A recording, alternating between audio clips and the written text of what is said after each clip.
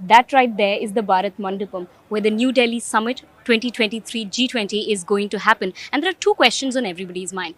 Will there be a New Delhi declaration? And if so, what will it contain? A New Delhi declaration here we mean is a joint communique that has the consensus of all parties on all topics.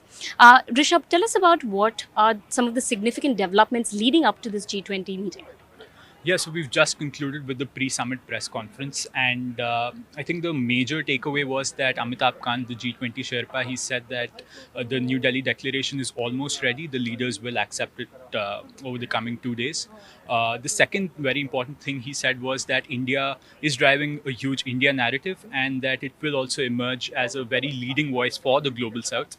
The third notable takeaway for me was what he said on China. He said that since this is a multilateral forum, it's not a bilateral forum, so the issues are going to be very, very different versus when it's just an India-China forum. So yeah, those were my key takeaways. What about yours? Right. Actually, I also found it interesting that he mentioned how each G20 nation has a veto power, and this could will require the consensus of every country that is participating.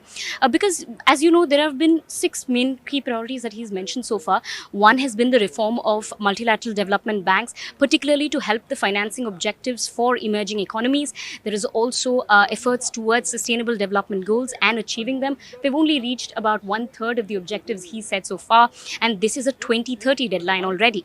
Also to this is furthering the financial inclusion mission. There is also on women-led development and gender equality that is being focused at the New Delhi summit.